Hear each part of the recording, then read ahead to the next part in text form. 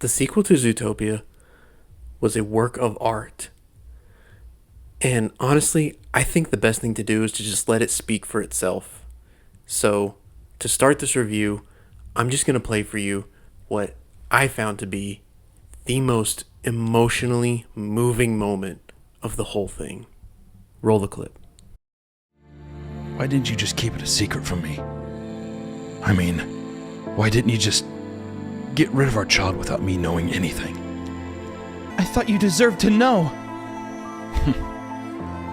It'd been better for you. For us. If you had kept me in the dark about your premeditated sin. Oh, wait, this isn't the right... I'm supposed to talk about a different one? Dadgummit.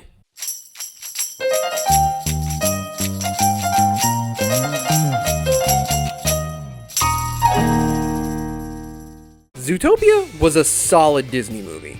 It had a great setup with this creative city that was built for all sorts of walking, talking animals, and it featured a lot of charming characters, great humor, and an interesting story to follow.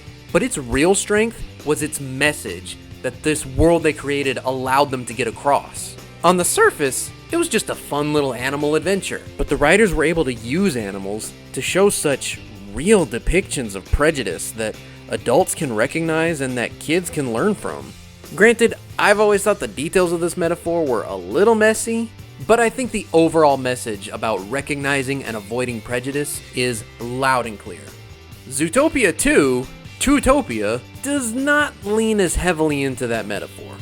While in the first film they dealt with a mystery surrounding incidents that were causing a rift between predators and prey, this film delves into a mystery surrounding the very history of the city itself, and why there have been no reptiles there for 100 years. Now, you'd think this would open the door for a lot of good symbolism about real-life issues, much like the first film did. There are things you can read into with this film. There are details about Zootopia's history that get left out of their history books, a lot like our real life.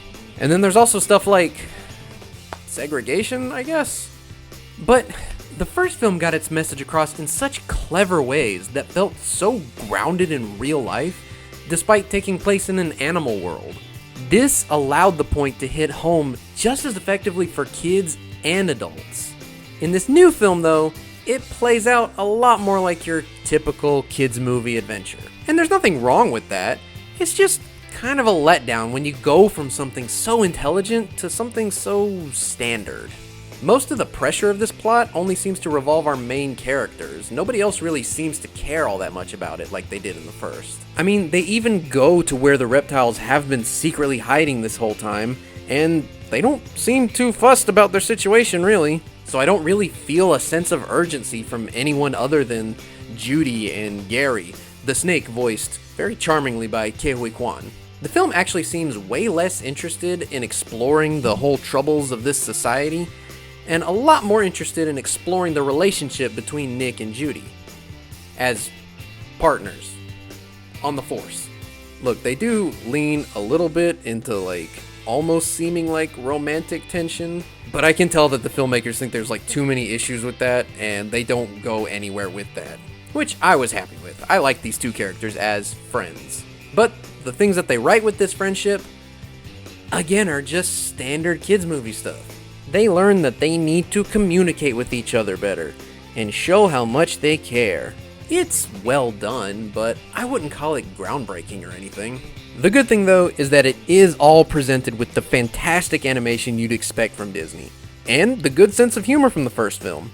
Not all of the jokes land great, but they'll definitely be entertaining for the kids. And there are more animal puns. A lot of them.